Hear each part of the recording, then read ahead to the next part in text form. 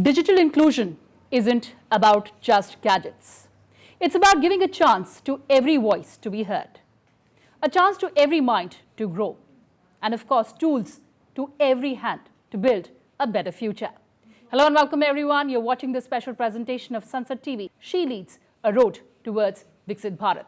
And today we've converged to discuss a very important topic on how digital inclusion is important and vital for empowering millions of women, particularly in rural areas. And how do we bridge digital divide to ensure better access to healthcare, education, and of course, entrepreneurial facilities.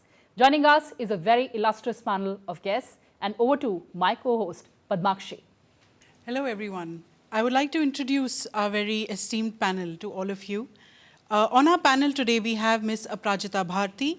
Aparajita is the co-founder of the Quantum Hub, a public policy consulting organization dedicated to addressing complex public policy challenges across gender and tech. She began her career as a legislative assistant to MP Mr. N.K. Singh and worked in corporate affairs at Snapdeal and holds an MPP from Oxford University. Welcome, Aparajita. We would also like to welcome our second guest, Mr. Arjun Venkatraman from Gates Foundation. Since June 2020, Arjun has overseen digital programs at the Gates Foundation, focusing on ICT for D and AI to advance gender equality. Formerly an open solutions architect and trustee at Mojo Labs Foundation and advisor at Internews, he holds a BE in CS and MBL and is an Ashoka Fellow. Welcome. We would also like to welcome Janvi Andharia, Director and Research Fellow at ISST. Dr. Janvi joined ISST as Director and Research Fellow in 2021. Apart from leading the organization towards its goals, she is also engaged in the research study Unpacking Women Farmers Strategies for Collectivization. She has been working in the development sector for over 30 years. Welcome, Janvi. Thank you so much, Padmakshi. And now let's deep dive into the topic. And Arjun, let's begin with you. In your experience, what has been the biggest success of digital economy in ensuring that our Viksit Bharat journey is inclusive of women?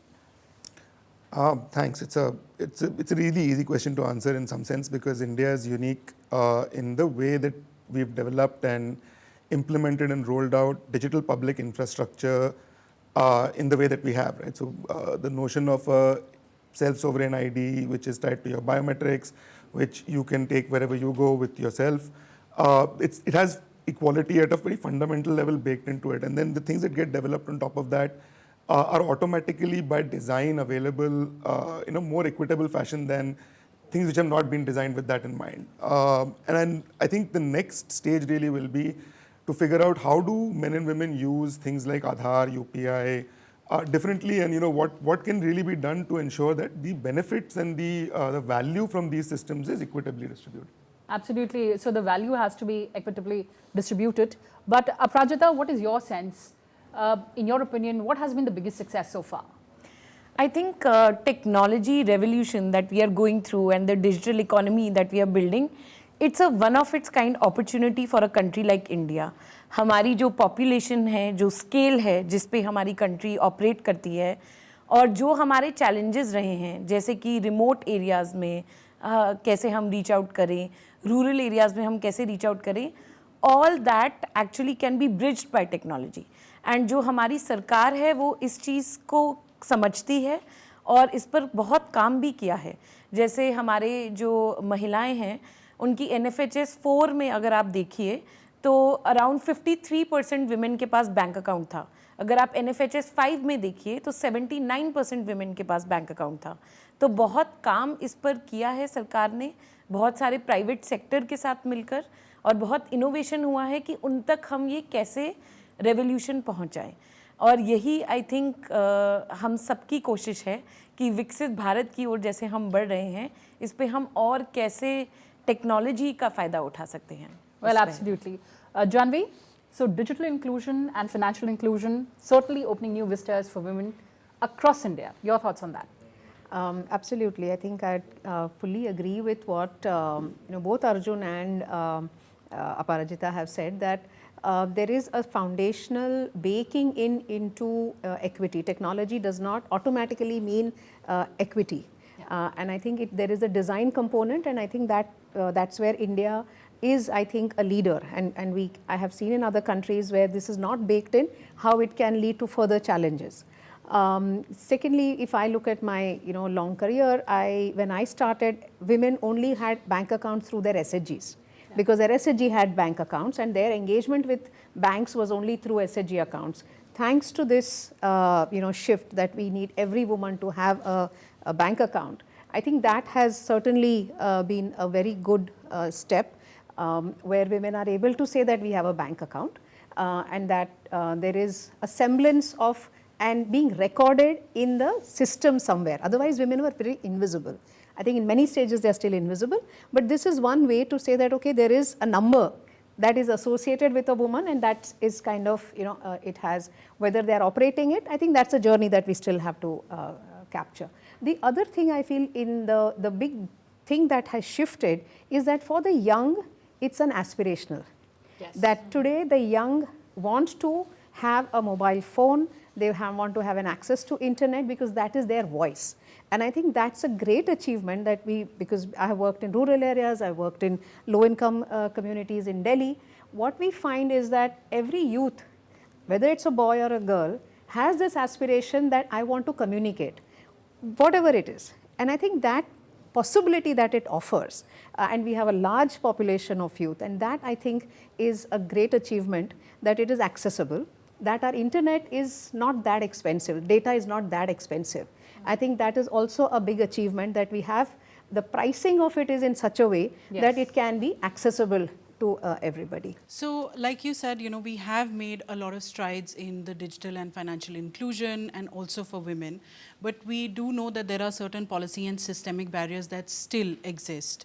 So, according to you, what are those barriers that you have encountered in terms of the digital economy which disproportionately affect women, and what could be some of the steps that we can take in addressing them? I think जैसे जानवी ने बोला, हम सबकी aspiration है to have a smartphone.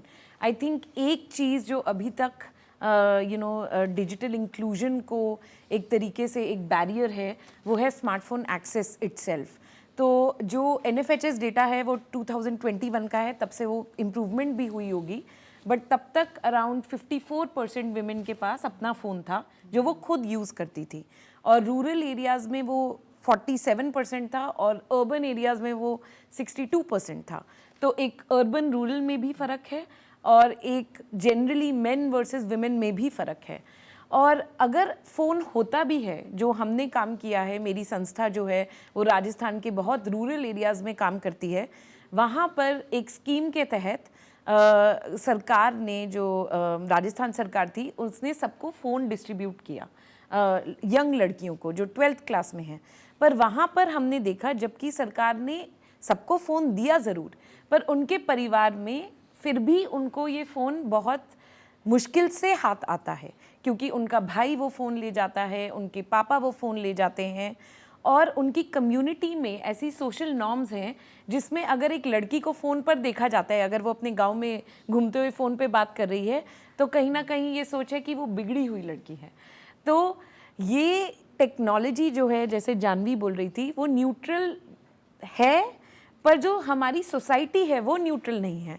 तो ultimately technology हमारी society में एक लेयर के तहत आ रही है और कहीं ना कहीं वो सिस्टमैटिक बैरियर क्रिएट कर देती है, जबकि सरकार कोशिश कर रही है कि वो बैरियर टूटे. तो दोनों चीज़ों पर काम होना ज़रूरी है. समाज, सरकार, बाज़ार मिला के सिस्टम बनता है. तो सरकार ने अपना कुछ हद तक काम कर दिया. आधार में आपका कोई भेदभाव आधार लेने में नहीं है, UPI यूज़ करने में कोई रोक टोक नहीं है सिस्टम की तरफ से. पर इसके ऊपर बाज़ार ने फिर आपको कुछ उसमें प्रोडक्ट्स भी दे दिए. पेमेंट अब हर जगह UPI से हो जाता है.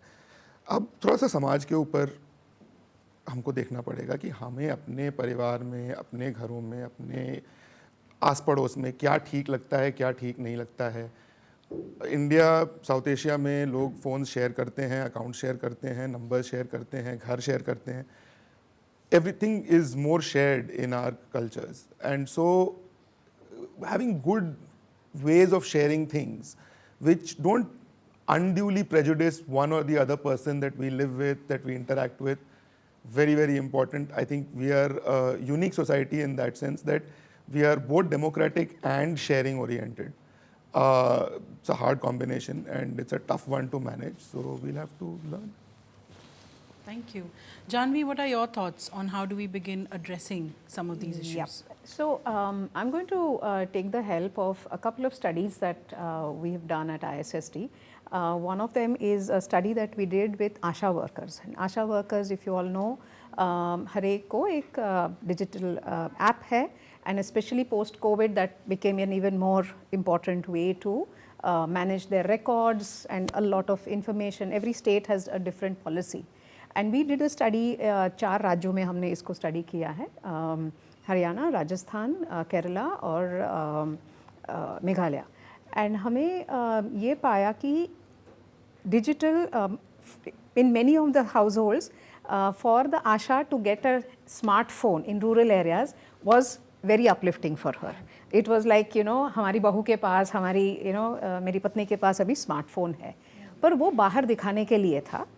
अंदर में there were lot of other barriers that ससुर जी के सामने आप फ़ोन नहीं उठाओगे, but the system wants that if there is a message that has gone that you need to give this data, it needs to come in because the system says that we have provided you free data, we have provided you free phone, so you have to immediately respond. So how is this ASHA worker now negotiating, you know, the fact that there is pride, but there are also these barriers. So, you know, it kind of builds into what Arjun was saying. The other thing that slightly more at systemic level, I feel some of the barriers that are there is that when some tools are introduced, are they also giving data that can be used as surveillance data? So for a lot of the ASHA workers, they were telling us that somebody sitting somewhere is all the time able to track where I am going. And it's a, you know, in rural areas, there are lots of spaces between hamlets, between houses, where there is nobody. And so how does she kind of, you know, protect herself? And what if this information is sent to somebody else? Second, her number is a public number, ASHA number. So how does she protect herself from the kind of messages that somebody can be sending her from the community?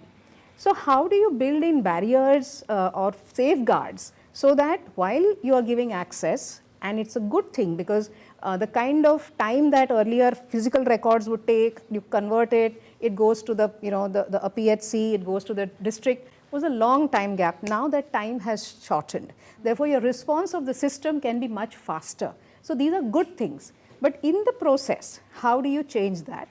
And one of the things that our study kind of also said was that wherever ASHA workers or their unions were involved in designing some of these apps, or what should the app do and what should it not do, there the uptake and there the willingness to take on some of the things was much better.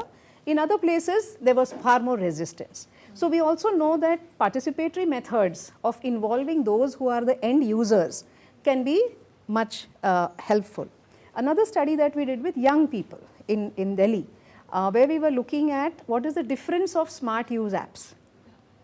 And again, we find that in low income house, phones, as Arjun said, is a shared product. And who gets more time? The girl gets much lesser time. And what kind of app she does, you look at it, men, the boys are looking at, I mean, they were very open, and so that we look at everything that we think is important for us. And the girls would be very hesitant. They are using it for making reels or for, you know, finding out something about, you know, stars or stuff like that. When it was to do with jobs, we would ask them that, are you using it to look for job opportunities? It was the boys who said yes, and they had a sense of how to navigate that, but the girls were not thinking of jobs because systemically girls are trained to say that your goal in life is to eventually get married and have children. If by the chance you can get an opportunity to do a job, that's a secondary thing. So these structures that are there in the society are getting reflected in the way, nobody is telling them this, but this is something that is kind of hardwired into the way systems, societies, families, communities function. So I would say these are some of the barriers that we cannot say that technology is in a way completely agnostic.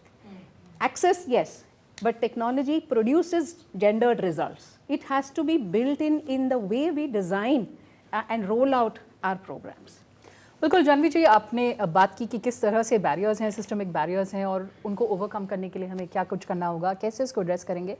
लेकिन जहाँ एक barriers हैं वहाँ opportunities भी हैं, success stories भी हैं। आपने बहुत एक्सटेंसिव रिसर्च किया, एक्सटेंसिव स्टडी की है। आपसे जानना चाहूँगी कि किस तरह से सक्सेस स्टोरीज़ निकल कर आ रही हैं और ख़ासकर टियर 2, टियर 3 सिटीज़ में जो भारत को इनोवेशन के रास्ते पर ले जा रही हैं। यस, मैंने रिसर्च भी किया है और क्योंकि इतने लंबे समय से इस सेक्टर में है तो और भी लोगों ने जो काम किया है वो पता है। आई थिंक कुछ जो इनोवेशंस हुए हैं वो है एक वॉइस देना।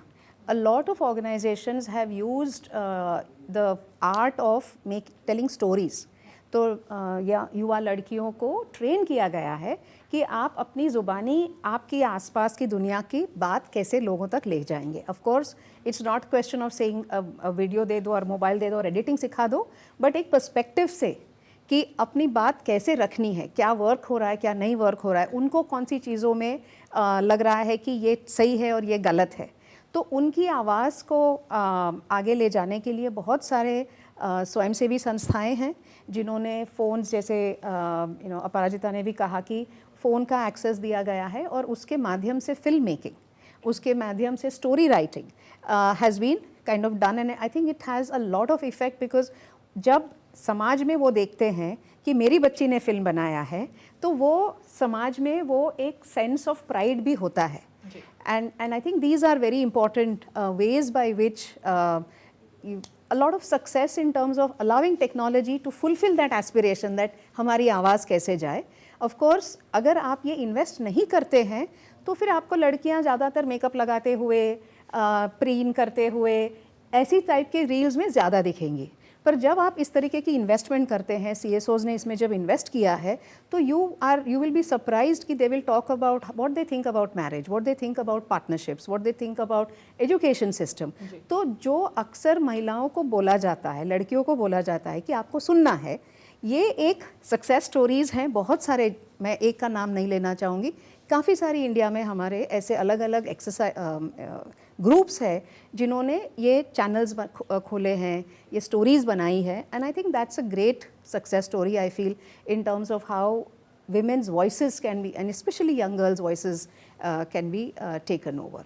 Thank you for laying that context, Janvi, in terms of what is working with women, what is not working, and what are some of the barriers that they have to face, especially in terms of what social norms exist. But really moving on to also the kind of things that platforms need to ensure, in order to make sure that women are safe, they have access, and there is safety and economic opportunity for women online. So Aprajita, I would like to know from you that drawing on your experience at TQH, what do you think are some of the principles for these platforms? Okay. Thanks, Padmakshi. I think that's a very good question because I think हम जब एक take platform पर होते हैं तो हमें ऐसा लगता है कि जो हम कर रहे हैं वो सब हमारी एजेंसी है, बट बहुत ज़्यादा प्लेटफॉर्म का डिज़ाइन कैसा है उस पर भी डिपेंड करता है कि हम उस प्लेटफॉर्म के साथ कैसे इंटरेक्ट करते हैं। जैसे सोशल मीडिया पर अगर हम एक तरीके का कंटेंट एक बार ही देखते हैं तो वो हमें बार बार ही वही कंटेंट दिखाता रहता है, तो ये एक प्लेटफॉर्म डिज़ाइन चॉइस है।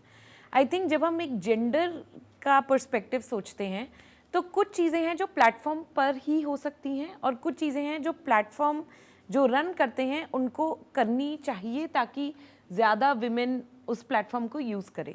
तो पहले मैं उस पर चाहती हूँ जो प्लेटफॉर्म पर चीज़ें हो सकती हैं। आई थिंक विमेन के लिए सबसे इम्पॉर्टेंट है trust and safety. I think हम जब ये बात पैनल शुरू होने से पहले हम ऑडियंस से बात कर रहे थे तो काफ़ी लोगों से हमने पूछा कि आप में से कितने लोगों के घर में महिलाएं अपना अकाउंट खुद यूज़ करती हैं। तो इस ग्रुप में भी बहुत सारे ऐसे लोग हैं जहाँ पर नहीं यूज़ करती, एंड बहुत सारे एस्टिमेट्स हैं कि अराउंड 30% जो अकाउंट्स हैं जो विमेन के हैं वो एक्चुअली यूज़ होते ही नहीं हैं, और अगर यूज़ हो भी रहे हैं तो वो खुद ऑपरेट नहीं कर रही हैं। वो इसलिए है कि उनको कॉन्फिडेंस नहीं दिया गया कि आप ये यूज़ कर सकती हैं। तो एक है आप एक्सेस दीजिए, दूसरा उनको कॉन्फिडेंस दीजिए। उसके लिए हमें उनकी ट्रेनिंग करनी पड़ती है एंड बहुत सारा काम इस पर किया जा रहा है। दूसरा, बहुत सारी विमेन आज भी अशिक्षित हैं, ये चीज़ बदल रही है पर अभी भी ऐसा है। तो उनको, जैसे बहुत सारी ऐप्स जो होती हैं आपकी इंग्लिश में ही होती है बाय डिफ़ॉल्ट, वो शायद ना कंफर्टेबल हों उस लैंग्वेज से। दूसरा, वो अगर नहीं टाइप कर पा रही तो वॉइस मैसेज उनके लिए बहुत इम्पॉर्टेंट हो जाता है। जैसे कि यूपीआई कुछ जो टूल्स हैं, उन्होंने अब एक स्पीकर बॉक्स लगाया है स्ट्रीट वेंडर्स के लिए, कि जैसे ही उनको आप पैसे पे करते हैं तो एक वो डब्बा होता है जो बोलता है कि आपको 5 रुपये आ गए हैं।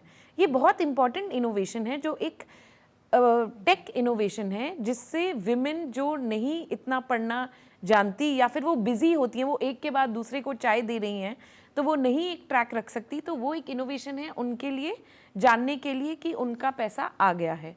तो ऐसे इनोवेटिव फीचर्स प्लेटफॉर्म्स इन्वेस्ट कर सकती हैं, और गवर्नमेंट को इंसेंटिवाइज भी कर रही है गवर्नमेंट काफ़ी जगह कि ऐसे और फीचर्स आएँ। दूसरी चीज़ है जो प्लेटफॉर्म के अलग, मतलब प्लेटफॉर्म्स और गवर्नमेंट मिल के जो कुछ काम कर रहे हैं, जैसे कि SHG जो हैं हमारे सेल्फ हेल्प ग्रुप्स, उन्होंने कहीं बैंक सखीज़ को बनाया है, जो विमेन हैं जो इंटरमीडियरी की तरह काम करती हैं, जो गांव में घर घर जाके विमेन को सिखा रही हैं, बता रही हैं, उन्हें हेल्प कर रही हैं कि अगर उनके पास बैंक अकाउंट है तो वो उस पर कैसे उसको यूज़ करें। तीसरी बात, बैंक अकाउंट में अगर पैसा आ रहा है और अगर वो यूज़ कर रही हैं तो क्या वो और उससे ज़्यादा कुछ कर पा रही हैं। जैसे कि हम सबके पास, जिनके पास बैंक अकाउंट होता है, हमें कभी ना कभी ज़िंदगी में लोन लेने की ज़रूरत पड़ती है। वो घर के लिए हो सकता है, वो हमारे बिज़नेस के लिए हो सकता है, वो हमारी किसी हेल्थ प्रॉब्लम में पर्सनल लोन की ज़रूरत पड़ सकती है। तो अभी भी काफ़ी बार विमेन इसको नहीं ले पाती हैं क्योंकि उनकी जो क्रेडिट स्कोर है वो नहीं है, ना तो उनके नाम पर कोई ज़मीन है, ना घर है, और उनकी कोई रेगुलर इनकम नहीं है। तो इस पर भी बहुत काम हो रहा है अभी कि कैसे उनको एक हम क्रेडिट स्कोर दे पाए ताकि अगर उन्हें लोन की ज़रूरत हो तो वो ले पाए। तो इस पर भी बहुत इनोवेशन RBI कोशिश कर रहा है, सरकार कोशिश कर रही है, आई थिंक अर्जुन की संस्था भी कोशिश कर रही है। तो बहुत लोग इस पर काम कर रहे हैं और इस पर और काम करने की ज़रूरत है ताकि वो इस अपॉर्चुनिटी को एक्चुअली उस हद तक यूज़ कर पाएँ जो ये अपॉर्चुनिटी है वाकई में। Absolutely, Aprajita. You're talking about innovative solutions, of course. Arjun, our digital journey is being studied across the globe. Certainly, our innovation has made a mark. But while we're talking about this, we also need to discuss how the national and the state level ecosystems, the digital ecosystems, how are they expanding the digital inclusion and financial inclusion for women? See, for us at the Gates Foundation, and we've been doing this in India for the last 20 years, 25 years globally, this year is the 25th year of the foundation. And we've found in that time that, and I've been with the foundation for 5 years, so it's just that period that I've been looking at. But in that period of time, what we've learned is that the best way to scale things is through government, because ultimately it is government who has the mandate to reach each and every person without prejudice. And so it's very natural that if you want to ensure that all lives have equal value, which is our sort of credo, then you essentially work through government, and that means both working with central government entities, state government entities, programs. So case in point, I think Aprajita ji and Janvi ji दोनों ने SHGs की बात करी, स्वयंसेवी समूहों की। तो समूह जो हैं ये मिनिस्ट्री ऑफ रूरल डेवलपमेंट के national rural livelihood mission Deendayal Upadhyay DNRLM is the scheme name, and उसके अंतर्गत दीनदयाल अंत्योदय योजना के अंतर्गत ये समूह बनाए जाते हैं। और मतलब समूह का हिस्ट्री इंडिया में उससे पहले का है, मतलब 60s से इट्स बीन ऑन। बट अब इस योजना के थ्रू जो जानवी जी बोल रही थी उसको डिजिटल विजिबिलिटी जिसको हम बोलते हैं वो अब हम देने की कोशिश कर रहे हैं। Exactly the kind of goals that Aparajita was talking about, to get a ग्रामीण सिविल स्कोर और a credit score for people who never had it. लेकिन अब कोई महिला हैं जो हर हफ्ते समूह जाती हैं, 10 रुपये हो, 50 रुपये हो, 100 रुपये हो, जो भी कंपलसरी सेविंग है वो कर रही हैं। वहाँ से उन्होंने हो सकता है कुछ कंजम्पशन लोन लिया, उन्होंने उसको 13%, 12%, 8% जो भी समूह ने इंटरेस्ट दिया उस पर उसको चुका दिया है। तो कुछ उनकी फाइनेंशियल हिस्ट्री समूह के साथ बनी हुई है जिसके आधार पर उनके बारे में ये कहा जा सकता है कि उनको लोन देने में कितना रिस्क है। तो ये क्रेडिट स्कोर आमतौर पर क्रेडिट कार्ड यूज़ जो करते हैं उनके लिए बनता है, अगर आपने ज़िंदगी में कोई लोन नहीं लिया, घर का, गाड़ी का, क्रेडिट कार्ड का, तो आपका क्रेडिट स्कोर हो सकता है ना हो। मुझे रिसेंटली पता पड़ा कि मेरा नहीं था। पर जब वो स्थिति आती है तो फिर आपको पता पड़ता है कि आपकी एक्टिविटी कहीं लॉग नहीं हो रही है, कहीं आप विजिबल नहीं हैं। तो एसएचजी की महिलाओं के लिए भी यही चीज़ लागू होती है। तो उसको विजिबिलिटी लाने के लिए सबसे पहली चीज़ जो एनआरएलएम ने करी, and we were very grateful to be part of that journey, was to create a digital architecture कि एसएचजी का डिजिटल प्रोफाइल कैसा दिखता है, एसएचजी कहाँ होते हैं, उनमें कौन मेंबर्स हैं। तो ये प्रोफाइल वाला काम सबसे पहले किया गया। ये पूरे सिस्टम का नाम है लोकोएस, एनआरएलएम लोकोएस। उसके अंदर पहले प्रोफाइल्स बनाए गए। अब वो प्रोफाइल्स, उसमें करीब करीब 10 करोड़ महिलाओं के प्रोफाइल्स आ चुके हैं। और उनके समूह, वो किस समूह को बिलोंग करती हैं, किस संकुल संघ को बिलोंग करती हैं। Cluster level federation is a federated governance structure with in the SHG ecosystem. तो उसमें कहाँ वो कौन किसका मेंबर है वो सब लॉग्ड है। अब next step is how do we get the SHGs and their bodies to start accounting digitally। तो SHG के एक्टिविटीज़ में एक बड़ा इंपॉर्टेंट एक्टिविटी है, वो लेखा लिखते हैं अपने काम का और अपने हिसाब किताब का, किसने लोन लिया, किसने वापस दिया, ये रजिस्टर में रखा जाता है और वो रजिस्टर SHG के पास रहता है। अब लेकिन अगर उसके ऊपर मुझे क्रेडिट स्कोर बनाना है या बैंक को दिखाना है कि ये वैलिड है, तो या तो CA को देख के बोलना पड़ेगा या उस पर कुछ हमको डिजिटल ट्रेल दिखाना पड़ेगा। CA is obviously is a expensive route, it's a human intensive route। तो डिजिटल रूट से अब हम एक्सप्लोर करने की कोशिश कर रहे हैं कि क्या ये आसानी से हो सकता है कि UPI के माध्यम से हम ट्रांजैक्शंस ट्रैक करें, बैंकिंग सिस्टम है वो भी डिजिटाइज्ड है। What all can we capture digitally and then let the SHGs capture the remainder digitally to see what we can then learn about SHG's financial activity। There's a lot of belief in the SHG ecosystem and it's been known to be a very low default ecosystem। So and again ये बड़ी India में बड़ी unique चीज़ है। ये south Asia, India में इस तरह की चीज़ें होती हैं, ये और कहीं नहीं होती हैं। समूह का बैंक अकाउंट खोला गया क्योंकि एनआरएलएम स्कीम थी, उन्होंने वैलिडेट कर दिया कि एसएचजी है, कहीं नहीं होता है। तो ये चीज़ क्योंकि यहाँ यूनिक है, तो this capital should get mobilised into our economy. इसीलिए हम बोलते हैं कि अगर हम डिजिटल में जेंडर इक्वालिटी ले आते हैं तो we can actually unlock many billions more in GDP than we have today. True, absolutely. So while we're talking about financial inclusion for women, Janvi, I would like to know from you that in your opinion, how do you think public-private partnerships can actually enhance, the design of platforms which can lead to acceleration of women's inclusion in finance?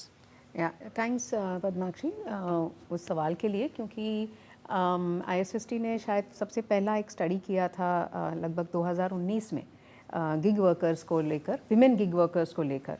अब बहुत सारी studies है, उस time पे कि access भी मिलना बहुत मुश्किल था, पर उस जर्नी के साथ हम रहे हैं और उसमें जो चीज़ें निकल कर आई थी that when you look at it from a gendered point of view, the question is that the attraction is that कि ये जो काम है गिग वर्क जिसको हम कहते हैं वो फ्लेक्सिबल वर्क है और महिलाओं को जो केयर रिस्पॉन्सिबिलिटीज़ है उनकी, अपने बच्चों को 12 से 2-3 के बीच में घर लाना है, स्कूल से दूसरे सेट को भेजना है, खाना पीना खिलाना है, तो ये उनको फ्रीडम देता है कि कब हम कब काम करेंगे कब नहीं करेंगे। पर जो प्लेटफॉर्म का आर्किटेक्चर होता है वो अक्सर इस care reality of the women को ध्यान में रखते हुए नहीं डिज़ाइन किया गया है। वो डिज़ाइन किया गया है 8 घंटे अगर आप काम करेंगे या 12 घंटे करेंगे तो इस तरीके से आपका इनकम बढ़ता जाएगा। तो ये प्लेटफॉर्म में कैसे हम डिज़ाइन करें, these are things that need to be done.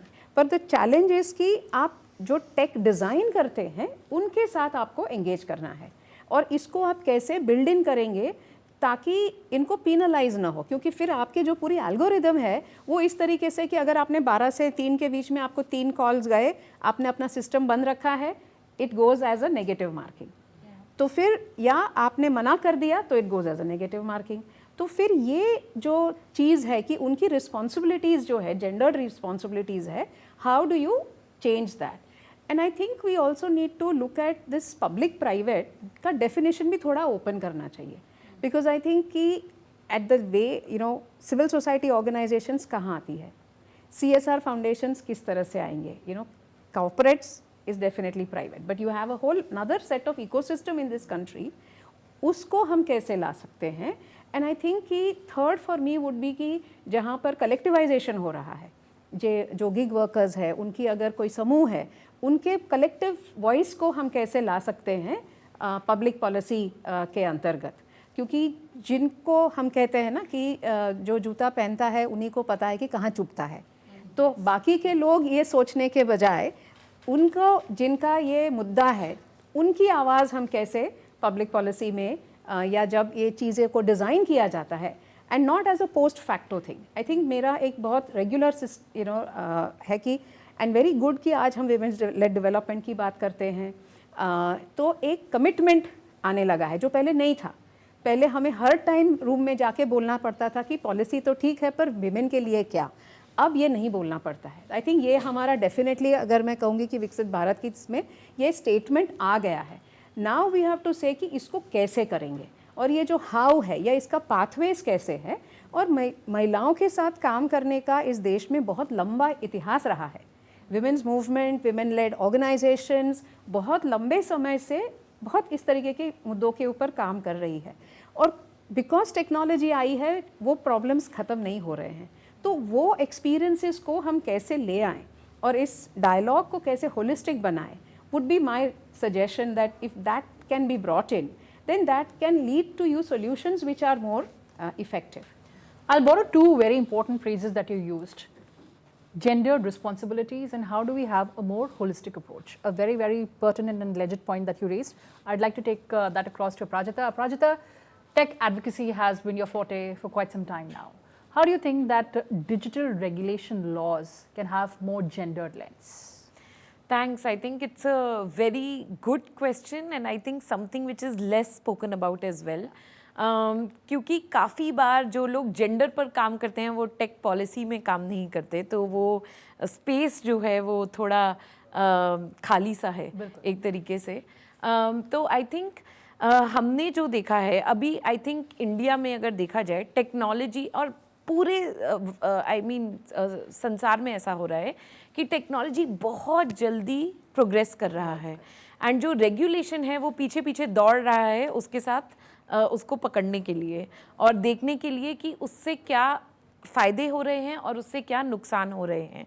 तो ये आपस में खींचातानी टेक प्रोग्रेस की और रेगुलेशन की हमेशा चलती रहती है.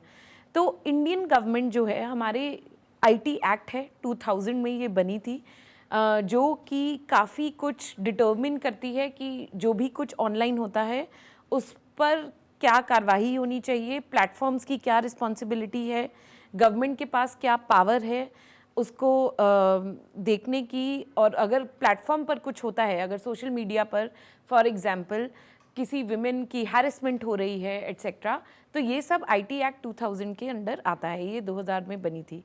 उस पर काफ़ी कुछ नया नया होता भी रहता है क्योंकि वो रिवाइज़ करना पड़ता है, तो हर कुछ साल में उस पर नए रूल्स आते हैं. तो नई तरीके के इश्यूज़ हमारे ऑनलाइन आते रहते हैं. दूसरी हमारी एक जो मेन एक्ट है वो डेटा प्रोटेक्शन एक्ट है, DPDP, वो 2023 में पास हुई है, तो वो अभी पूरी तरीके से लागू नहीं हुई है. तो दोनों ये जो दो मेन एक्ट्स है ये हमारे डिजिटल पूरा जो इकोनॉमी है उसे एक तरीके से रेगुलेट कर रही है. दोनों में ही जेंडर लेंस बहुत इंपॉर्टेंट है. मैं आपको एग्जांपल देना चाहूँगी. जैसे IT एक्ट में प्लेटफॉर्म्स पर कुछ रिस्पॉन्सिबिलिटीज़ दी गई है कि अगर आप कुछ सिस्टमिक इश्यूज देखते हैं, जैसे विमेन की हैरेसमेंट हो रही है, अगर चाइल्ड सेक्सुअल अब्यूज़ मटेरियल बहुत ज़्यादा, जो कि काफ़ी हद तक गर्ल चिल्ड्रन का होता है, वो बहुत ज़्यादा है, तो आपको ये अपने आप से प्रिवेंट करना है कि वो ना दिखे, कि वो उसको बढ़ावा ना दिया जाए आपकी प्लेटफॉर्म पर. तो ये रिस्पॉन्सिबिलिटी उन पर ऑलरेडी दी गई है उसके अंदर. अब जब हमने ये तो किया, बट अब AI आ गया. अब AI के साथ नई प्रॉब्लम आ गई कि डीप फेक बन रहे हैं, बहुत ज़्यादा विमेन पर डीप फेक्स बन रहे हैं. दूसरी बात, एल्गोरिथमिक बायस, जो जानवी जी ने बोला, एक गिग इकोनॉमी के पर्सपेक्टिव से ये कहीं ना कहीं और भी हो रहा है. जैसे कि अगर आपका एक एम्प्लॉयमेंट सॉफ्टवेयर है, AI को यूज़ किया जा रहा है देखने के लिए कि हम कैंडिडेट शॉर्टलिस्ट करें. अब विमेन काफ़ी बार ब्रेक लेती हैं, जैसे कि चाइल्ड केयर के लिए उन्होंने ब्रेक लिया अपने करियर में, तो हो सकता है कि AI जो एल्गोरिथम है, अगर आप उसको ठीक से ट्रेन नहीं करेंगे तो वो विमेन कैंडिडेट्स को कम शॉर्टलिस्ट करेगा। तो ऐसी चीज़ें जो हैं उससे फिर आप एक सिस्टमिक डिस्क्रिमिनेशन कर रहे हैं बिकॉज ऑफ टेक्नोलॉजी। तो रेगुलेशन की ज़रूरत पड़ती रहती है, जो भी नई चीज़ आती है उसे एक जेंडर्ड लेंस से देखना बहुत ज़रूरी है, क्योंकि विमेन के लिए अलग तरीके के रिस्क होते हैं। सोशल मीडिया के साथ वो रेपुटेशन रिस्क था, एआई के साथ वो डिस्क्रिमिनेटरी रिस्क हो गया। अब डेटा प्रोटेक्शन की जब हम बात करते हैं तो वो ये करता है कि प्लेटफॉर्म्स को जो भी हम अपना डेटा देते हैं वो कैसे वो उस चीज़ को यूज़ करते हैं, वो ये रूल्स करता है। इसके अंदर एक बहुत इंपॉर्टेंट बात हुई कि बच्चों के डेटा को, अगर बच्चों का डेटा प्लेटफॉर्म लेती है तो किसकी परमिशन लेनी चाहिए। हमारी एक्ट ने बोला कि वो परमिशन पेरेंट्स को देनी चाहिए। अब इस पर बहुत चर्चा हुई कि अगर पेरेंट्स हर चीज़ के लिए परमिशन देंगे तो लड़कों पर उसका जो फ़र्क आएगा वो लड़कियों से कहीं ना कहीं अलग होगा। तो इसको सरकार को बहुत सोचना पड़ा और अभी भी सोच रहे हैं कि कैसे हम ऐसा एक बैलेंस करें ताकि इसका असर ये ना हो कि लड़कियों को परमिशन ही ना मिले। वो ऐसा नहीं होना चाहिए कि जैसे उन्हें बाहर जाने को परमिशन नहीं मिलती वैसे उनको प्लेटफॉर्म पर होने की परमिशन नहीं मिल रही। तो जेंडर्ड लेंस बहुत ज़रूरी है जब हम अपने कानून के बारे में सोचें, रेगुलेशन के बारे में सोचें, क्योंकि टेक्नोलॉजी का असर बहुत डिफरेंट हो सकता है विमेन और मेन पे। और एक बस लास्ट बात कहूँगी, अगर विमेन के साथ कुछ गलत होता है किसी डिजिटल प्लेटफॉर्म पर, ऐसा बहुत होता है वो अपने घर पर नहीं बताती, क्योंकि उनको डर होता है अगर मैंने बताया कि मुझे किसी ने छेड़ा तो मेरे पेरेंट्स बोलेंगे बेटा आप फ़ोन वापस दे दो हमें। तो इसलिए बहुत रिस्पॉन्सिबिलिटी है पूरे इकोसिस्टम की कि सेफ उनका एक एक्सपीरियंस हो ऑनलाइन। ये जो बात अपराजिता ने कही है ये हमारे स्टडी में भी आया है कि पता होता है जनरली कि साइबर क्राइम कुछ नाम का चीज़ होता है, पर लड़कियां बहुत क्लियर है कि अगर कुछ हो भी जाएगा तो हम किसी को नहीं बताएंगे, क्योंकि एग्जैक्टली इसी डर से। और यही एक्चुअली काम के तौर पर ये एक जेंडर्ड रिस्पॉन्स है कि you will be kind of shut down. पर इसमें मैं एक और एलिमेंट लाना चाहूँगी जो कि women is also not a homogeneous group. हमारा रूरल अर्बन डिवाइड है जो आपने पहले ही बताया था। आई थिंक हमारे यहाँ कास्ट रियलिटी है, तो कास्ट के हिसाब से भी काफ़ी सारी चीज़ें क्या हो सकती है क्या नहीं हो सकती है ये तय होता है। जो हमारे शेड्यूल ट्राइब्स है, हमारे जो DNT कम्युनिटीज़ है, डिफरेंट ओरिएंटेशन के लोग हैं, तो इनके लिए भी हम टेक्नोलॉजी को कैसे इंक्लूसिव बना सकते हैं ये सोचना भी इतना ही इम्पॉर्टेंट है, ताकि हर एक की वॉइसेस हम इसमें कैसे लाएं। इसको जो हम बोलते हैं कि जेंडर इंटरसेक्शनल लेंस, इसका एक अंग्रेजी कंसेप्चुअल नाम है, पर ये बहुत एक्चुअली आसान है कि सिंपली हमें यही करना है कि रिप्रेजेंटेटिव वॉइस हो जो इसमें, जैसे कि जेंडर की बात करने के लिए अगर कोई कोएलिशन बन रहा है या सरकार इनवाइट कर रही है तो हमें सिर्फ इतना देखना है कि हर एक तबके के जो है उनका रिप्रेजेंटेशन हो, ताकि जो कहते हैं कि जिनकी साथ हो रहा है उन्हीं की बात वो रखे। डेफिनेटली आई थिंक ये जो आपने बात कही कि महिला का ग्रुप एक नहीं है ना, हम सारी महिलाओं के लिए एक ही बारे में बात नहीं कर सकते हैं। And there are definitely in terms of even digital technology a lot of regulations that still need to be made, and there is a lot of thought that has to go into it from everyone.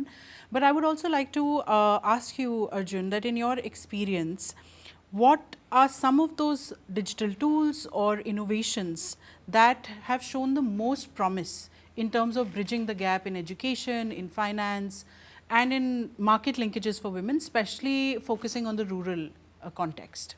So, I mean, Gates Foundation is known for innovation. Bill's legacy has been innovation in some sense.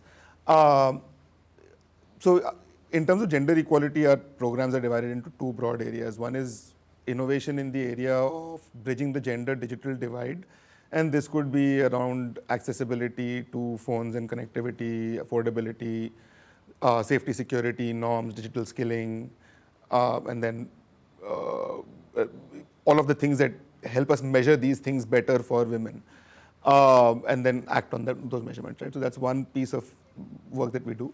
The other side is on figuring out what are the innovative ways that we can get women to participate and take ownership positions in the digital economy or the data economy or whatever you want to call it. So I think one piece of work that we've been doing straddles both of those. It's called Sanmati, and we called it Sanmati because the idea was how do we get women from low income, low resource communities to participate in both improving emerging technology as well as benefiting from the data work that they were doing. So, and the idea was if we all learn our common sense usually from our mothers, तो सन्मति फिर महिलाओं से आनी बनती है. उस thought process के अंतर्गत हमने पहला काम किया. हमने कहा कि एक कंपनी है कार्या करके, they are known to be one of the more transparent and ethical data work providers globally. And so we worked with them and we said, okay, can you answer 3 or 4 questions for us? One, can you establish for us that women can leverage their lived experience rather than skills or education or whatever else to do something which is improving AI in some way, right? So that was very open-ended question. 2, will that task be economically viable for them to do? Is it worth their time to do it? And 3, is this the kind of work that can be scaled up? That piece of work is what we call Sanmati 1.0, and that's coming to an end this year, and all the answers are yes. They actually published a paper called Akal Badiya Bias in ACM Fact last year, which won the first prize, which exactly explains what does it take to get women participating. I won't give too much away, it's all online, but broadly, we had women annotate language corpora in 6 Indian languages for gender bias. तो उनको क्या bias लगा, उन्होंने पहले bias का definition अपना खुद का बनाया, फिर उसका एक ट्रेनिंग प्रोग्राम बनाया, फिर उस ट्रेनिंग प्रोग्राम को लेके और लोगों को सिखाया कि आप बायस कैसे एनोटेट करोगे अपने लैंग्वेज में. तो तमिल में बायस कैसा दिखता है मुझे नहीं पता, कन्नड़ा में बायस कैसा दिखता है मुझे नहीं पता, बंगाली थोड़ी बहुत बोल लेता हूँ तो I have a sense of what bias looks like in Bengali. Hindi में तो अच्छा खासा आइडिया है, डॉक्टर आ रहा है, नर्स आ रही है, ट्रांसलेशन में very common bias that comes in all the time. And there are many more like this. And I've been working on this for the last 20 odd years. So this is an area which I can talk a lot about. So getting women to start using their own lived experience to determine what they think is worth flagging as bias was very important. And so that's what we've established. And then we've also established that it's a paid job. So they got paid for doing this. And it was repeatable enough, I mean, for an economic activity to be established around it. Now the question that we have asked another partner of ours, which is the Nudge Foundation, is that can you help us identify what are all the other kinds of digital work? Because this is one kind of work, right? Annotating language is one kind of work. It's not necessarily the only thing somebody would do. If there's a career path to be built in this, are you going to be a linguist? Are you going to be an annotation expert? What's your career path to becoming good at this? What drives you to get better at this? So they're helping us build a taxonomy of digital work and what are the different kinds of work. So there is desk-based work where we've got people, young people very much like yourself, sitting and tagging ovals on a video so that people who are checking out don't have to stop to pay. Yeah. So that's HITL, right? The human in the loop kind of work. It's very common these days, it's growing. So that's a desk-based work. The middle line is the kind of work that Janvi was also talking about, the ASHA workers, the Anganwadi workers, the bookkeepers for SHGs, CSC operators, VLEs associated with those CSCs. These are all last mile service enablers. They all do digital work, they all generate data. Close urban link would be gig workers and sort of folks who are leveraging a digital platform to find and source and participate in work, but have very little agency over it. And then on the other end is complete platform work, which is literally annotating an image or saying yes or no to a Google Map question, something of that sort. It's a whole spectrum of work, and we are now starting to explore that and see, can we look at this as a digital value chain? And then once you start converting it into a value chain, then things like NRLM, the National Rural Livelihoods Mission, start looking at it as a way to build value chains incorporating their corpus, so then you can scale it up. That's the whole story on innovation. Before we conclude, we have these young aspiring minds with us. They have very important questions for our guests here. Hello, Venkatraman sir. This side Arya. I am from Dr. B.R. Ambedkar University, Delhi. So my question is, what specific steps are being taken to ensure women are not left behind in the digital and technology-driven economy? For example, how effective have programs like Common Services Centers been in improving digital literacy among women? Prior to being at the Gates Foundation, I spent some time living in rural India across different parts of the country, right? And CSCs are a very common factor. In fact, I at one point was working for a CSC, very brief period. So have some sense of how that ecosystem works. I think CSCs serve a very, very important function where there is no other source of connectivity, right? So, I mean, before CSCs became as ubiquitous as they are today, there was a notion of a download center. ये आपको bus stand के आसपास मिलते थे और यहाँ पे आमतौर पे यंग लड़के ही होते थे मोस्टली. वो लैपटॉप लेके बैठते थे और उसमें आपको 10 रुपए की MP3 भी दे देंगे, आपको पिक्चर भी डाउनलोड कर देंगे और आपको सिम कार्ड भी बेच देंगे. This was an entire range of sellers and businesses that was on, right? And this was all mostly cash business. A lot of that work has now come and sort of started aggregating at CSCs. So you'll see that as somebody who has a CSC agency also is doing 3-4 other things.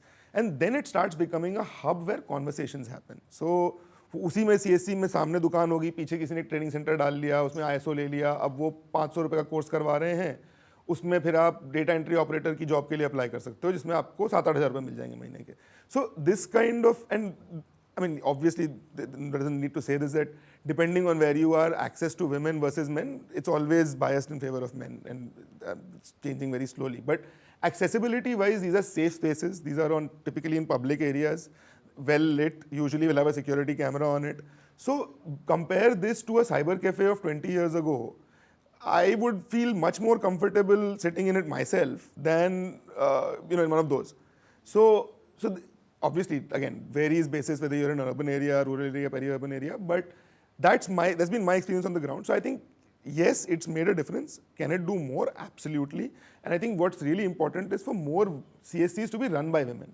Ma'am, financial independence आज के time पे महिलाओं के लिए beyond just earning salary क्या हो सकता है? Thank you. I think financial independence, पहली बात तो बहुत कम महिलाएं हैं जो सैलरीड जॉब्स में भी हैं, तो पहली पढ़ाओ वो है. बट उसके बाद आई थिंक एजेंसी की बात आती है. पैसा कहाँ से आ रहा है वो एक अलग क्वेश्चन है. द नेक्स्ट क्वेश्चन इज़ कि कौन डिसाइड करता है कि वो पैसा स्पेंड किया जाए. तो अल्टीमेटली फाइनेंशियल इंडिपेंडेंस असली वो है जब औरत ये डिसाइड भी कर पाती है खुद से, और या फिर अपने परिवार वालों के साथ मिलके उसके अंदर उनका एक कह पाती हैं और उनकी एक से है कि उस पैसे को कैसे खर्च किया जाए, किस चीज़ की तरफ खर्च किया जाए. और दूसरी बात जो हमने बात करी थी लोन लेने की, क्योंकि लोन कहीं ना कहीं हर इंसान को ज़िंदगी में ज़रूरत पड़ती है, तो क्या वो ले पाती हैं जब उन्हें ज़रूरत होती है, ये भी एक क्वेश्चन है. और तीसरा है इंश्योरेंस, कि हेल्थ इंश्योरेंस क्या वो ले पाती हैं, क्या उन्हें बीमा के बारे में पता है, क्या वो एनरोल कर पाती हैं, ये भी बहुत इम्पोर्टेंट है. नमस्कार, मेरा नाम कृति प्रजापति है. मेरा सवाल अर्जुन सर से है. सर, जैसा कि आज हम देखते हैं कि डिजिटल इकोनॉमी, UPI और डिजिटल रूपी जैसी जो योजनाएं हैं, इनका नेतृत्व आज के समय में महिला वित्त मंत्री के द्वारा किया जा रहा है, जो कि एक गर्व की बात है. लेकिन अगर हम देखें आज हमारा जो लक्ष्य है $5 ट्रिलियन की इकोनॉमी का, तो मेरा सवाल ये है कि आज के डिजिटल युग में ग्रामीण स्तर से लेकर के देश के स्तर तक ये कैसे सुनिश्चित किया जाए, और साथ ही जो महिलाएं हैं उनको राजनीतिक और आर्थिक तौर पर उनका कैसे और ज़्यादा प्रोत्साहन और सशक्तिकरण किया जाए. I think, see, government schemes obviously play a huge role, right? And those are the ways that the government expresses clear support for these kind of targets and goals in the SDGs. And so those are relevant. जो मैंने शुरू में भी कहा था कि समाज बहुत relevant है. हम अपने घरों में, अपने इलाके में क्या चीज़ accept करेंगे, क्या नहीं accept करेंगे, I think that determines a lot. I think, again, bringing the question back to the digital space, देखिए visibility कुछ हद तक आपको सिस्टम दे सकता है, बाकी आपको खुद ही लेनी पड़ेगी. तो फॉर एग्जांपल जैसे हम SHGs के साथ में काम कर रहे हैं, उसकी बात कर रहे हैं, $1 ट्रिलियन इकोनॉमी की आप बात कर रहे हैं, तो SHGs in this country are engaged in lot of financial activity. Cluster level federations पे कई बार $2 करोड़ का कॉर्पस जमा होता है, उसको इन्वेस्टमेंट में मोबिलाइज किया गया, उसी इलाके के लिए किया गया, वहाँ के बच्चों ने उसमें ज्वाइन किया, महिलाओं ने भी, पुरुषों ने भी. SHGs are about community and household as well. So, there is an entire household behind that individual SHG member who can leverage on that and build their prosperity. इसी का फिर प्लेन होता है ग्राम पंचायत में. आपका गांव अगर सशक्त है, उसमें पैसे आ रहे हैं, बिजनेसेस चल रहे हैं, आर्टिसनल एंटरप्राइज है, कुछ भी एंटरप्राइज चल रहा है जो कि महिलाएं चला रही हैं, the visibility looks different, your panchayat will look different. things change bottom up. My name is Palak Singh, and I have question with Janvi ma'am. Like, ma'am, I want to ask, like, how social media platform is a boon or bane to the females with respect to the cyber security crimes which are happening nowadays? Answer is in the question itself. कि it is both, and I think इसको हम कैसे respond करें और system कहाँ help कर सकती है इस रिस्पॉन्स को डेवलप करने के लिए. जैसे we were speaking about that, you know, girls will not report if there is being cyber bullying, because then you know that okay, what is at stake for me. And we often say that for women it's always a negotiation, that if I have to go out and work, I need to figure out who's going to take care of, if there is somebody, an elder person in the house, if there are children in the house, do I have enough money, or do I have to convince people that if I go out and earn, I will be able to either hire somebody or have, you know, put the person in a. So these are always negotiations. So even in the digital space or even in social media, I think young girls and women will have to do this negotiation. Unfortunately, the negotiation goes in the wrong way, where you say, I will tolerate this, or you normalize it and say, oh, this happens with everybody. I should not bother because this happens with all the girls. What is there, I feel the bane is that we land up normalizing violence. And I think what we need to shift, the language that we need to shift across, whether it is Samaj, Sarkar and Bazaar, is that how are we upholding human dignity? When we are talking of human dignity, the woman is part of that ecosystem. So how are you ensuring that the woman's dignity, the young girl's dignity, the young girl's ability to express cannot be compromised because she is a woman? Yes. Or because her body is always seen in a particular way. Can we go beyond that and look at her intellect? Can we look at her expression? Can we look at her voice? And how can she use these? And how can the ecosystem and how can collectives of young girls also be part of this design processes? I think that could be a very good way to say that, okay, can we have young girls become part of, we'll have to educate ourselves a little bit. We can't say that we just want to be there because we are young, but we need to educate ourselves a little bit and say, yes, invest in us to become educated, and then we will also be able to share what we want to do. So I would say that's my, not a direct answer, but I think it's some kind of a response. Yes, young lady, please go ahead. Hello, my name is Tanvi. I have a question from Janvi ma'am. Ma'am, you talked a lot about the technology brings out gendered results. So should the gig platforms be required to provide better protection for female workers? Absolutely. Absolutely. They should be providing for better protection. And in fact, talking about this, connecting the previous question and this, currently we are not in a situation to say if there is a complaint when a woman gig worker goes into, say for instance, a beauty sector, when she's going into a house and offering her services, if something happens with her, if she is kind of either molested or she is treated badly or there is a sexual kind of an offense that is happening with her, which in other situations, if it takes place, we have the POSH Act. But the POSH Act will not apply. Currently, we do not know how they can go because A, the gig worker in such a situation is not seen as an employee of the platform, is seen as a partner. And then who is the person who she is giving a service to? That becomes a client. So we do not have currently laws. The laws need to become different. They need to become more inclusive so that the platform economy can actually make this workspaces safe. This is just one example.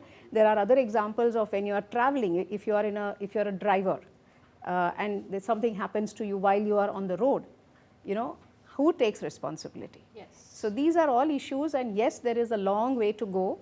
And there are gig workers, there are women gig workers, collectives and unions who are working on such issues. And we do hope that they get a voice and they are able to, as the laws are being formulated by different states, we hope that their voice gets and their concerns get addressed in these laws. Absolutely. Let's take another question now. Hello everyone, my name is Bani, and I know we've talked about digital inclusivity, but I just want to ask this question that can it also be seen as a form of control instead of empowerment because of the fact that a lot of a lot of the times women's usage of these devices is monitored by others in the household.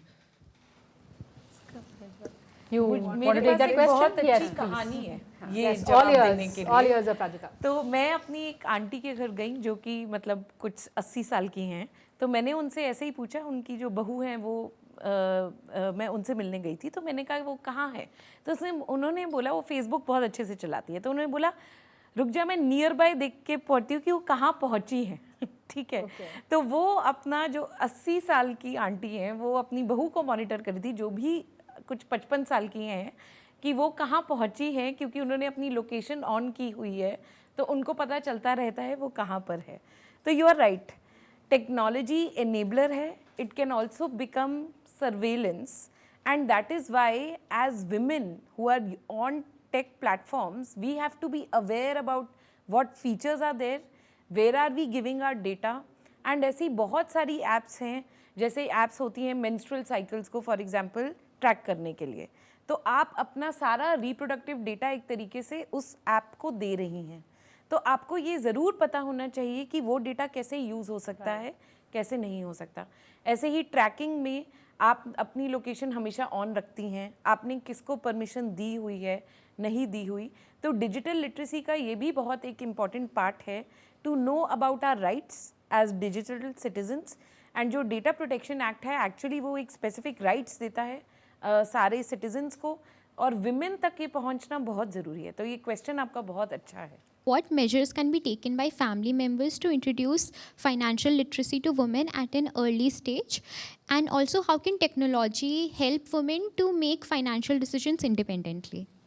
Yes, Aparajita. I think financial independence जो है वो एक, उसको आप बाकी सारी चीज़ों से बिल्कुल आइसोलेट नहीं कर सकते। एक एजेंसी लेना, जैसे मैं एक एंटरप्रेन्योर हूँ, तो अगर मैं एक एंटरप्रेन्योर बनी एक वुमन होते हुए, वो ऐसा नहीं था कि मुझे किसी ने पढ़ाया कि बड़े होके तुम एंटरप्रेन्योर ही बनोगे, पर एक इंडिपेंडेंस मुझे हर चीज़ में दी गई, हर मेरी लाइफ के हर पहलू में दी गई, तो मैंने ये डिसीजन खुद लिया कि मैं एक एंटरप्रेन्योर बनूंगी। तो आई थिंक फाइनेंशियल इंडिपेंडेंस शुरू में एक जेंडर नॉर्म्स पर, एंड आई थिंक जानवी इस पर ज़्यादा बता सकती हैं कि वो ज़्यादा इस पे काम करती हैं, बट एक अर्ली चाइल्डहुड जो हमारी करिकुलम है उसमें भी अब जेंडर रोल्स पर डिस्कशन इंक्लूड सरकार ने कर दिया है, उसको इम्प्लीमेंट करना बहुत मुश्किल है, बट शुरू से एक जेंडर रोल्स पर डिस्कशन स्कूल्स में, कॉलेजेस में बहुत इम्पॉर्टेंट है, और बहुत छोटी उम्र से होना चाहिए ताकि विमेन अपनी इंडिपेंडेंस को एक्सरसाइज कर पाए। Janvi, if you want to add. Yeah no, I think ये यू नो जब हम अगेन गोइंग बैक टू कि कोई टेक्नोलॉजी आई है at certain point in are evolution and our history, तो क्योंकि वो बहुत अट्रैक्टिव है वो चीज़ को अपनाने के पहले हमें थोड़ा असेसमेंट ये भी करना होता है कि जो किस स्टेज पर हमारी कंट्री पहुंची है या कोई समाज पहुंचा है।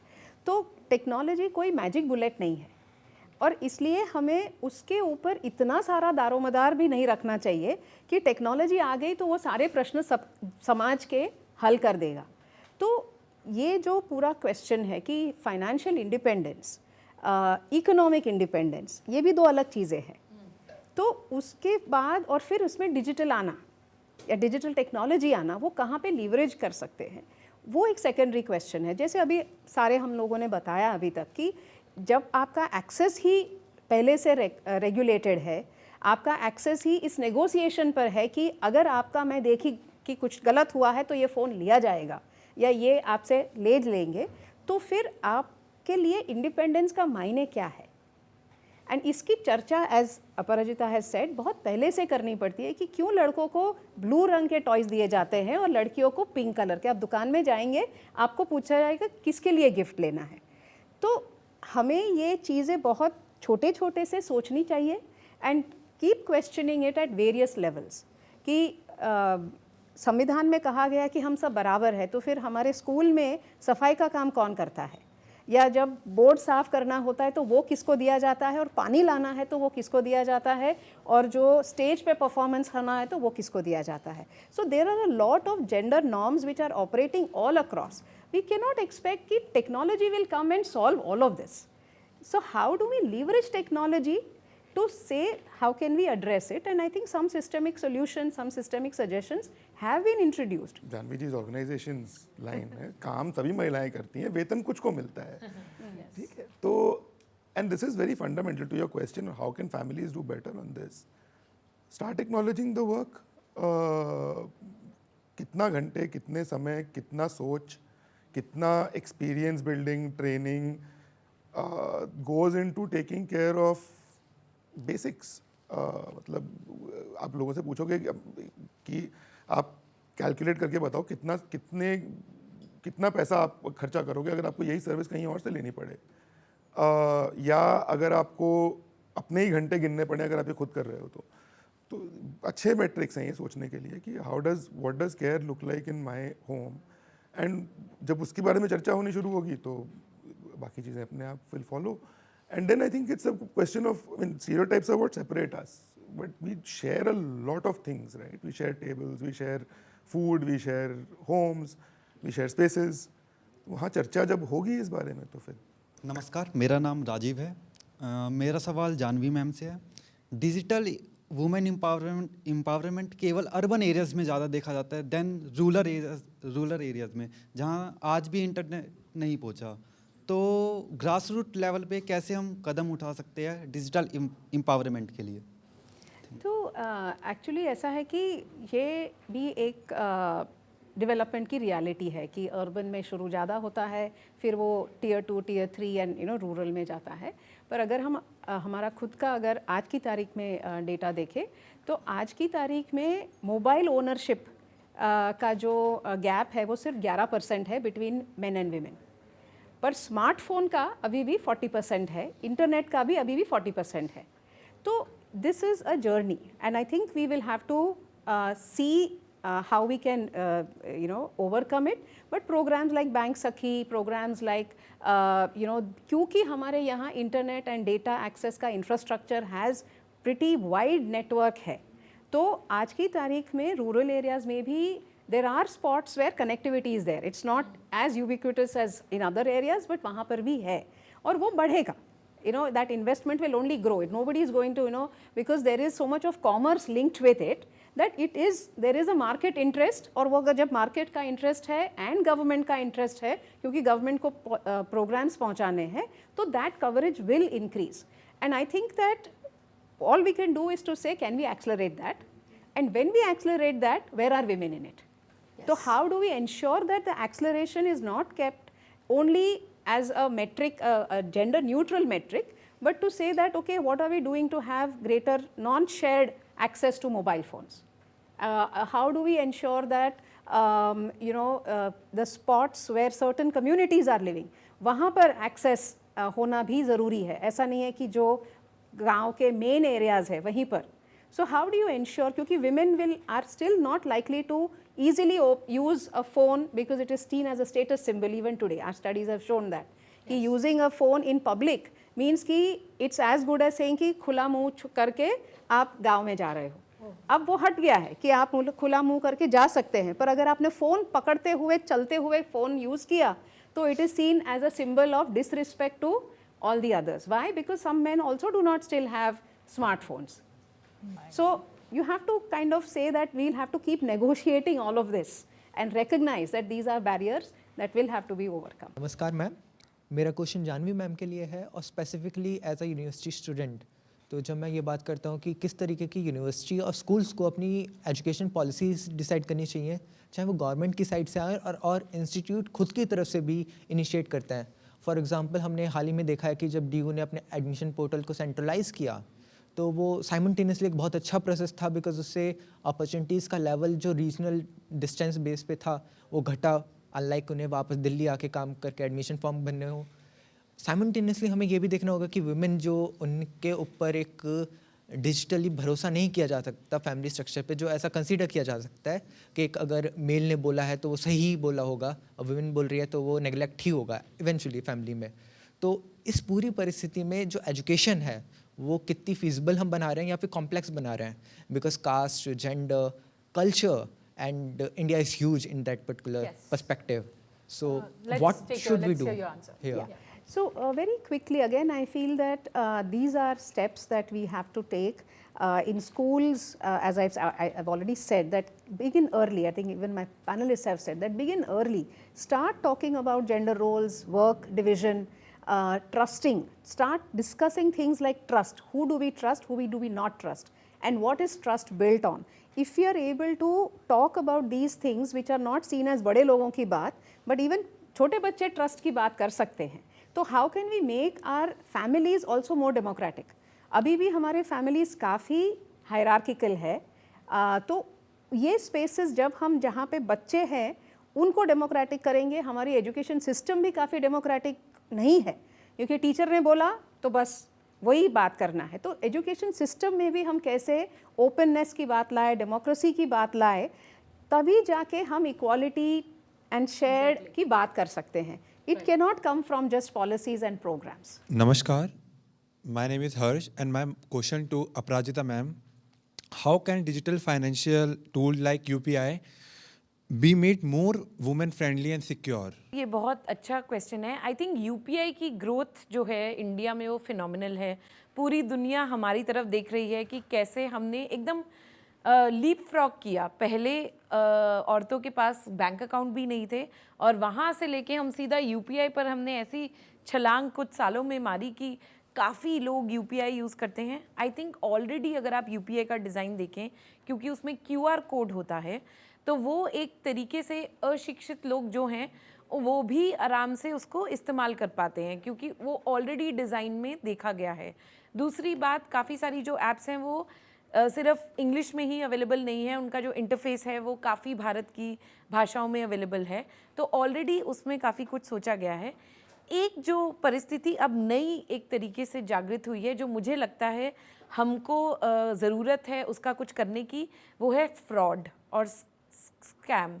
आप सब लोगों ने सुना होगा आजकल फ्रॉड और स्कैम बहुत बढ़ते जा रहा है. उससे क्या होता है कि ट्रस्ट जो है वो कम होता है इस डिजिटल इकोसिस्टम में.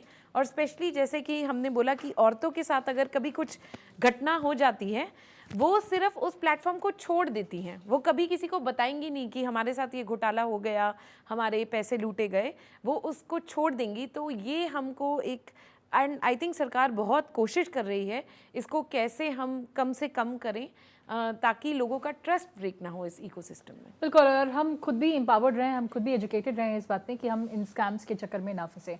But on that note, let's also take closing comments from all our panellists. Let's begin with you, ma'am.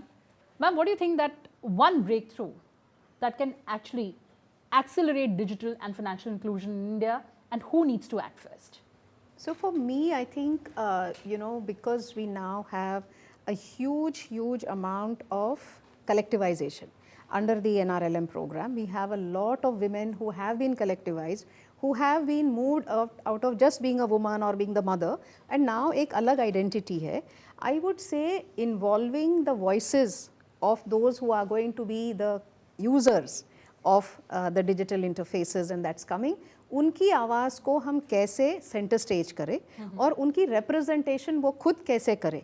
जैसे कुछ चीज़ें के बारे में अर्जुन ने ऑलरेडी बताया है, वैसे स्पेसेस में मुझे लगता है कि कम्युनिटी, जो हम समाज कहते हैं, वो उसको थोड़ा सा हमें ब्रेक डाउन करते हुए एक्चुअली जो अक्सर जिनको बेनिफिशरीज माना जाता है, क्या हम उनको डिज़ाइन लेवल पर, क्या हम उनकी आवाज़ को पॉलिसी लेवल पर ला सकते हैं. For me that would be one very significant breakthrough as a system in which we always work.